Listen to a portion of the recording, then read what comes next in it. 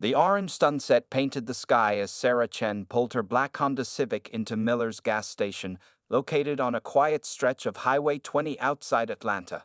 The small station's fluorescent lights buzzed overhead, creating pools of light in the growing darkness. Her friend and fellow detective, Maria Rodriguez, sat in the passenger seat, finishing the last of her coffee from their earlier stop. "We should fill up here," Sarah said, glancing at the fuel gauge that hovered just above empty. "It's another hour to the city, and I don't want to risk running low." Maria nodded in agreement, stretching her arms after their long drive from the police training seminar in Tennessee. The two women had spent the last 3 days learning advanced defensive tactics, and while they were tired, both felt more confident in their abilities. Sarah, at 32, had been a detective for 5 years, specializing in domestic violence cases. Maria, 2 years younger, worked in the narcotics division. Both wore civilian clothes, Sarah in dark jeans and a blue sweater, Maria in black pants and a gray t-shirt. Their badges and service weapons remained concealed, but within easy reach, a habit born from years on the force. As Sarah began pumping gas, Maria stepped out to throw away their coffee cups and grab some snacks from the small convenience store. The evening was quiet except for the gentle hum of the gas pump and the occasional passing car. Through the store's windows, Maria could see a young woman, probably in her early 20s, working behind the counter. Her name tag read Jenny. The peaceful moment was interrupted by the distant rumble of motorcycles. Sarah looked up from the pump, her trained eyes catching the glint of chrome and steel as 3 large bikes turned into the station. Something about them made her instincts kick in. Maybe it was the way they moved too fast through the lot, or how their license plates seemed oddly positioned, making them hard to read. The bikers parked their motorcycles near the store entrance, the engine's roar cutting through the evening silence before dying out. Sarah observed them carefully while pretending to focus on the gas pump. All 3 men were large, dressed in worn leather vests covered in patches. The leader, distinguishable by his gray beard and massive arms covered in faded tattoos, stood at least 6 feet tall. His companions weren't much smaller. One wore a red bandana and had a noticeable scar across his left cheek, while the other had long black hair tied back in a ponytail. Inside the store, Maria felt the atmosphere change as soon as the bikers entered. The young cashier's smile disappeared, replaced by a nervous expression as she pulled her arms close to her body. Maria recognized the body language of someone who felt threatened, and she casually positioned herself near the chip display where she could watch both the cashier and the bikers. Sarah finished pumping gas and replaced the nozzle, but she didn't return to her car. Her instincts, honed by years of police work, told her something wasn't right. She pulled out her phone and, without drawing attention to herself, sent a quick text to dispatch with their location and a brief situation report. Standard procedure when something felt off. The bell above the store door chimed as 2 of the bikers, bandana and ponytail, went inside. Their heavy boots echoed on the linoleum floor as they moved through the aisles, speaking loudly and laughing in a way that made Jenny the cashier visibly uncomfortable. Maria caught Sarah's eye through the window, a silent communication passing between them born from years of partnership. The leader remained outside, lighting a cigarette despite the no smoking sign near the gas pumps. He noticed Sarah standing by her car and took a long drag, his eyes moving over her in a way that made her skin crawl. But Sarah didn't flinch or look away. She dealt with far worse in her career, and while she was in civilian clothes, she carried herself with the quiet confidence of a trained officer. As the sky grew darker and the station's fluorescent lights became brighter, tension began building in the air like the static before a storm. Sarah could hear the bikers' voices getting louder inside the store, their laughter taking on a more menacing tone. She watched as Maria casually moved closer to the counter, positioning herself where she could better protect Jenny if needed. Neither Sarah nor Maria had wanted trouble on their drive home, but years of experience told them that trouble had just pulled up on 3 motorcycles. They weren't looking for a fight, they were prepared for whatever might happen next. The training they'd just completed ran through their minds as they silently assessed the situation, waiting to see what the next few minutes would bring. Inside the store, the situation grew more tense with each passing minute. The biker with the red bandana walked up to the counter where Jenny stood, placing his large hands on the surface and leaning forward. His friend with the ponytail blocked the end of the snack aisle, cutting off the most direct path to the exit. "Hey there," "Sweetheart," Bandana said, his voice rough. "Why don't you give me your number? We could have some fun later." Jenny's hands trembled as she pretended to organize items behind the counter, trying to avoid eye contact. Maria watched the scene unfold while pretending to read a magazine. Her right hand stayed close to her concealed weapon, hidden beneath her untucked t-shirt. Years of working narcotics had taught her how to spot trouble before it started, and these men were sending all the wrong signals. Outside, the leader took another drag of his cigarette, moving closer to Sarah's car. She could smell the mix of leather, cigarette smoke, and something stronger on his breath. Probably whiskey. Her training kicked in as she noticed his unsteady walk and slightly slurred speech. Drunk bikers were always more dangerous than sober ones. "Nice car you got here," the leader said, running his hand along the hood of Sarah's Honda. "But a pretty lady like you should be riding with me instead." He grinned, revealing yellowed teeth. Sarah remained calm, keeping her face neutral while scanning for weapons.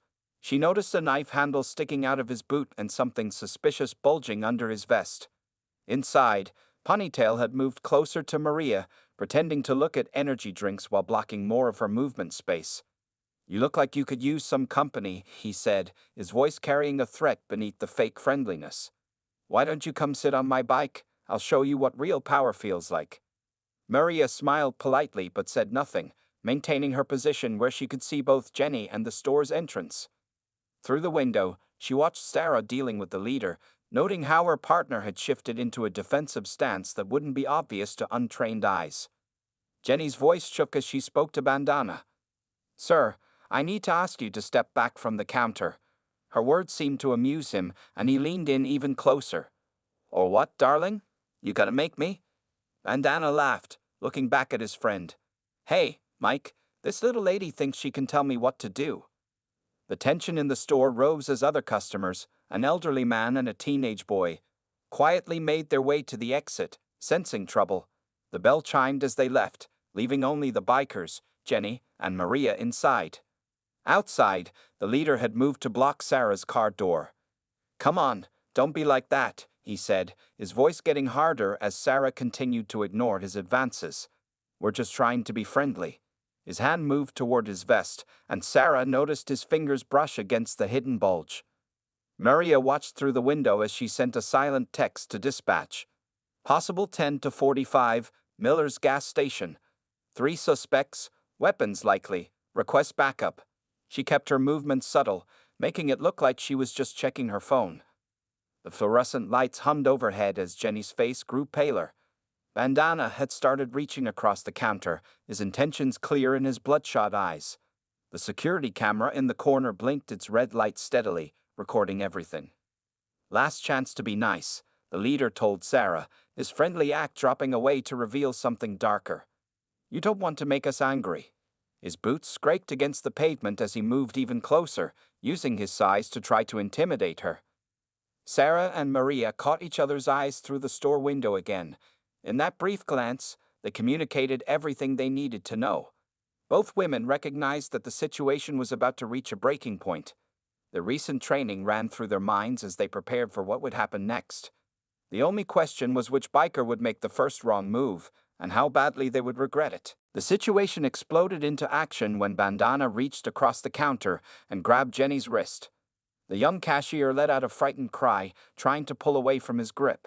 That was all Maria needed to see. Years of police training kicked in as she stepped forward, her voice cutting through the tense air. "Take your hand off her. Now." Maria's command was calm but firm.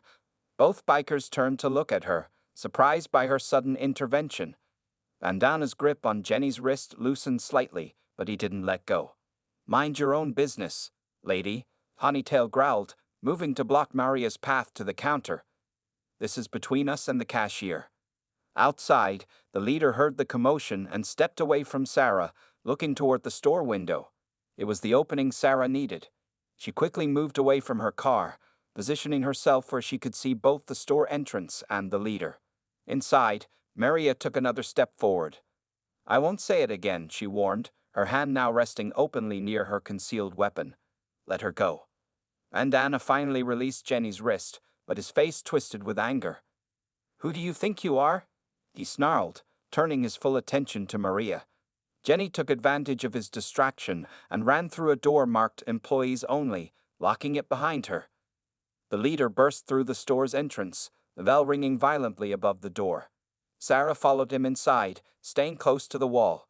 The small store now felt even smaller with all three bikers and both women inside. "These ladies are causing trouble?" the leader asked his friends, his words slightly slurred. His hand stayed near his vest, where the suspicious bulge was clearly visible now. "The one in the gray shirt thinks she's some kind of hero," Ponytail sneered, moving closer to Maria. All three bikers were now focused on her, forming a loose semicircle. Maria stood her ground, her training keeping her calm even as her heart raced. She could see Sarah positioning herself near the door, already knowing what was about to happen. "Last chance," the leader announced, his voice dropping dangerously low. "You ladies walk out of here now, and we forget this happened. Otherwise," he let the threat hang in the air. That's when they heard it. Police sirens in the distance. Jenny must have called 911 from the back room. The leader's face darkened with anger. "You called the cops," he growled, taking an aggressive step toward Maria. His hand moved to his vest again, but before he could reach whatever was hidden there, Maria and Sarah made their move. "Police! Don't move!" Both women announced their presence simultaneously, badges appearing in their left hands while their right hands moved to their weapons. The bikers froze, their faces showing shock and confusion. "On your knees, hands where we can see them," Sarah commanded, her voice carrying the authority of her years on the force. The leader's face turned red with rage as he realized they'd been dealing with police officers the whole time. Ponytail made a desperate move, trying to rush toward the door, but Sarah was ready. She stepped into his path, her stance solid from years of training. "Bad decision," she said calmly. "On your knees now." The sirens grew louder as local patrol cars pulled into the gas station parking lot, their blue and red lights flashing through the store windows. The bikers, realizing they were trapped, finally began to lower themselves to their knees, their hands raising slowly into the air. Through the locked door, Jenny watched on the security monitor as her harassers were surrounded by police officers. Outside, more patrol cars arrived, their lights illuminating the scene like a carnival gone wrong. The night had turned out very differently than the bikers had planned, all because they'd chosen to mess with the wrong women at a gas station. 4 patrol cars surrounded the gas station, their lights painting the scene in flashing red and blue. Inside the store, the 3 bikers remained on their knees, hands raised, but the leader's eyes burned with defiance as uniformed officers entered through the front door. "These badges are probably fake," the leader spat out, trying to save face even as he knelt on the cold linoleum floor. "They can't be real cops." Officer James Wilson, first to arrive on scene, immediately recognized Sarah and Maria. They had worked several cases together in the past. Detectives Chen and Rodriguez. He greeted them professionally, hiding a small smile. "I see you've had an interesting evening." The leader's face fell as he realized his mistake. Ponytail started sweating visibly, while Bandana stared at the floor, all his previous bravado gone. The local officers began securing the scene, patting down each biker with practiced efficiency. "Got a concealed weapon here," announced Officer Thompson as she checked the leader. She carefully removed a handgun from his vest, the source of the suspicious bulge Sarah had noticed earlier. No permit, and the serial number's been filed off. Jenny emerged from the back room once the uniformed officers gave her the all-clear. Her hands were still shaking, but her voice was steady as she described what had happened. "Those 2 officers saved me," she said, pointing to Sarah and Maria. "They stayed calm and protected me when those men were getting aggressive." As the officers conducted their search, more evidence piled up. They found illegal drugs in Ponytail's jacket pockets, an unregistered knife in Bandana's boot, and outstanding warrants for all 3 men.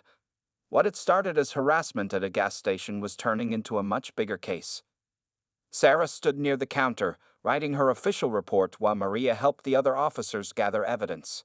The security camera footage would be valuable. It captured everything from the initial harassment to the final arrest. "You got lucky," the leader growled at Sarah as Officer Wilson prepared to escort him to a patrol car. "If we'd known you were cops." "You'd have what?" Maria cut him off, her voice stern. "Made better choices? Because that gun you were carrying illegally tells me you weren't planning anything good tonight." Outside, a small crowd had gathered to watch the scene unfold. The elderly man and teenage boy who had left earlier stood near their cars, giving statements to another officer about what they had witnessed before the situation escalated. Jenny's manager arrived, having been called about the incident. After reviewing the security footage, he turned to Sarah and Maria with gratitude. "Thank God you two stopped here tonight," he said, shaking his head. "Jenny's been dealing with harassment from customers, but nothing like this before." As the bikers were loaded into separate patrol cars, Sarah noticed their motorcycles had out-of-state plates. A quick check revealed that 2 of the bikes were stolen, adding more charges to their growing list of crimes. "Just wanted to get gas and snacks," Maria said to Sarah, finally allowing herself to relax a little. "Didn't expect to make 3 arrests on our way home from training." Sarah nodded, finishing her report. "Good thing we just had that defensive tactics refresher." She looked at the security camera footage playing on the store's monitor, showing how they had handled the situation. The academy will probably use this video for training.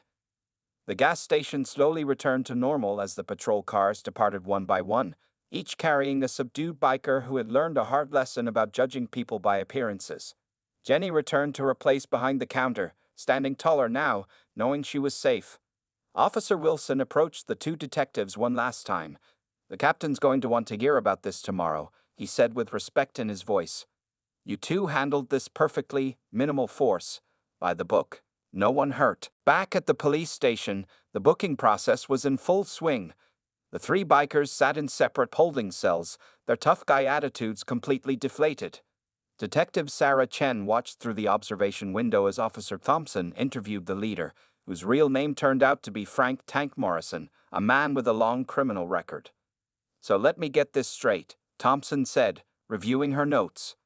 "You 3 rode into Atlanta on stolen motorcycles, carrying illegal weapons, just to have some fun at local gas stations." Her tone made it clear how foolish their plan sounded.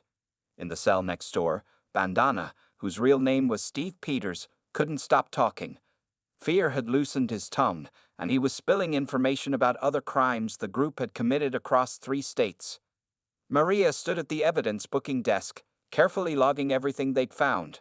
3 illegal firearms, various drugs, stolen credit cards, and fake IDs. Each item added more charges to their case. "You won't believe this," Officer Wilson called out, walking quickly toward Sarah with a paper in his hand. "We just got the full background check on these guys. They're wanted in Tennessee for a string of gas station robberies. Same pattern, they'd harass female employees, then rob the place once they thought everyone was intimidated."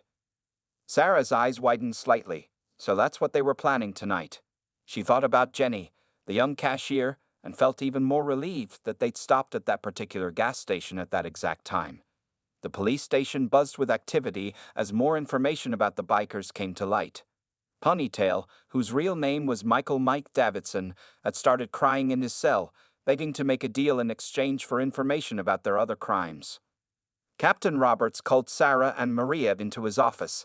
The gruff but fair captain had been reviewing the gas station's security footage on his computer screen. "Outstanding work, detectives," he said, pausing the video. "This could have gone very badly if you 2 hadn't been there." "Just lucky timing, sir," Maria replied modestly. "We almost stopped at a different station." "Lucky for everyone except those 3, the captain said, shaking his head. "By the way, the FBI just called. They've been tracking these guys for months. Apparently, they're part of a larger criminal organization." Outside the captain's office, more officers were gathering evidence and taking statements. Jenny had arrived to formally file her complaint, looking much more confident than she had earlier that evening. She smiled when she saw Sarah and Maria. "I can't thank you enough," Jenny said. "I was so scared, but the way you both handled everything. It was amazing. Like watching professionals in action." "That's exactly what you were watching," Officer Thompson said as she walked by with more evidence bags. "These 2 are some of our best detectives." The night shift was in full swing now, and news of the gas station incident had spread through the department. Other officers stopped by to congratulate Sarah and Maria on their quick thinking and professional handling of the situation. "The training department wants the security footage," Captain Roberts announced, coming out of his office. They're saying it's a perfect example of how to handle an escalating situation with minimal force. Sarah and Maria exchanged tired but satisfied looks. What had started as a simple gas stop on their way home from a training seminar had turned into a major bust. Not only had they protected Jenny and themselves, but they'd also helped catch 3 dangerous criminals who had been terrorizing people across multiple states. "You know what this means, right?" Maria said to Sarah as they finally gathered their things to head home. "There's going to be a ton of paperwork tomorrow."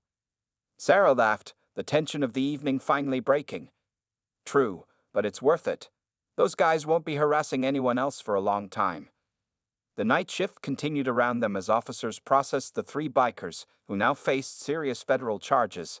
In their holding cells, the once intimidating men sat quietly, all their bravado gone, realizing too late that they had indeed messed with the wrong women at that gas station. The next morning, the story of the gas station incident spread quickly through the Atlanta Police Department.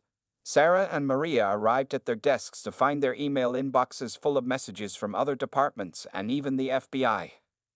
Special Agent Turner from the FBI's Violent Crimes Division walked into the precinct around 9 a.m. He was a tall man in a crisp suit who carried a thick file folder under his arm. "Detectives Chen and Rodriguez?" he called out, scanning the room. "We need to talk about the 3 bikers you arrested last night." In the conference room, Agent Turner spread out photos and documents across the table. "These men belong to a larger criminal organization called the Iron Wolves," he explained, pointing to surveillance photos. "We've been tracking them for months. They've hit gas stations and small stores in 5 states. Sarah leaned forward, examining a map marked with red dots showing the group's previous crimes. They always targeted places with female employees working alone. Agent Turner continued. "But they made a huge mistake when they picked your gas station." Maria reviewed the case files, her eyes widening at the details. "According to this, they've stolen over $200,000 in their raids, plus all the stolen vehicles and weapons charges." Captain Roberts joined them, bringing coffee for everyone. "The FBI wants to coordinate with us on this case," he announced. "Your arrest last night might help bring down their entire organization." Meanwhile, down in the holding cells, the 3 bikers were having a rough morning. Frank "Tank" Morrison sat with his head in his hands, realizing how badly he'd messed up. His lawyer had just told him the long list of charges he was facing. Federal charges, multiple state charges, weapons violations, the lawyer read from his notepad. "They got you on video, clear evidence of intent, and your friends are already talking to the prosecutors." In another interview room, Mike Ponytail Davidson was doing exactly that. "I'll tell you everything," he said nervously to the federal prosecutor. "About the Iron Wolves, their leaders, every job we ever pulled. Just please consider a lighter sentence." Steve Bandana Peters wasn't doing any better. The tough guy who had terrorized Jenny at the counter now sat crying in his cell, begging to call his mother.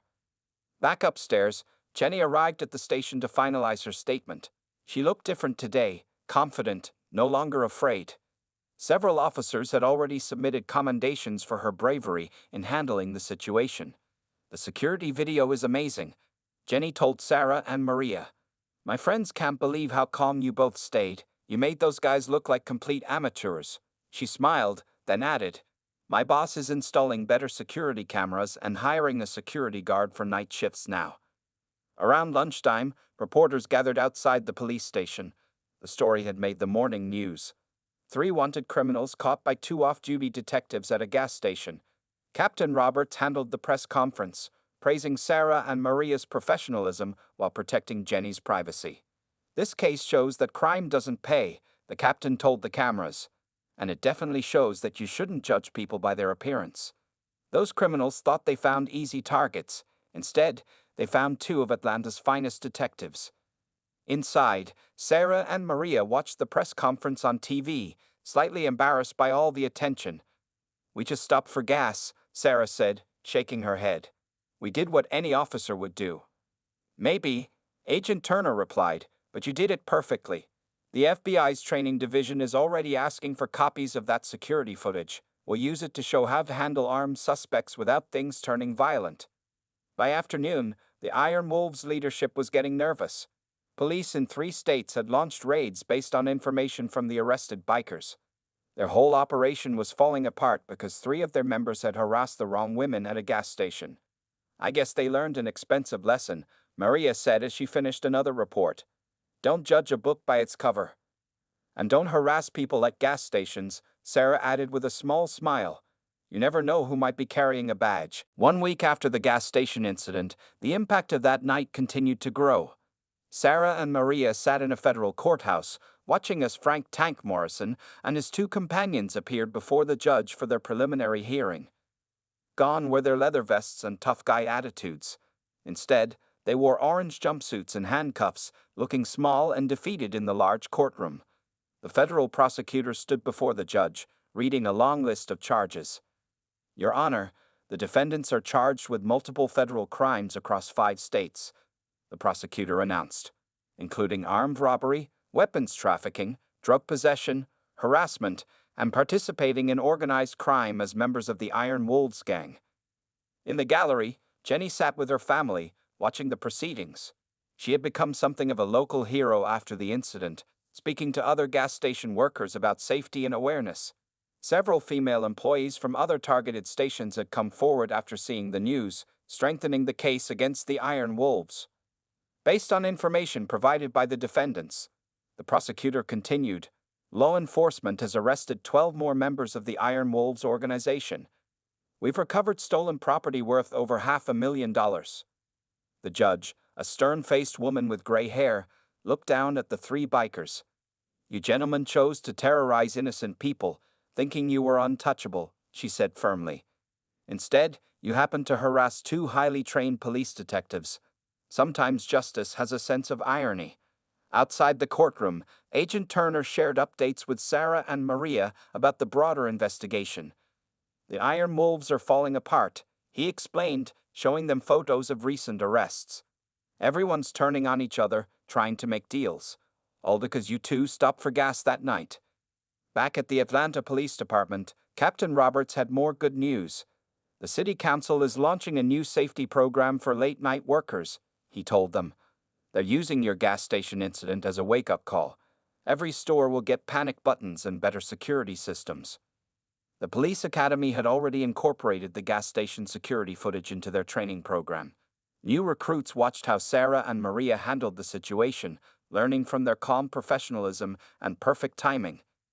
See how they maintained control without escalating the situation, the academy instructor explained to his class. They gave the suspects every chance to back down, kept the civilians safe, and coordinated perfectly with responding officers. Later that afternoon, Sarah and Maria visited Miller's gas station. The place looked different now. New security cameras, better lighting, and a sign advertising 24-hour security monitoring. Jenny greeted them with a bright smile from behind the counter. You won't believe how much has changed, Jenny told them excitedly.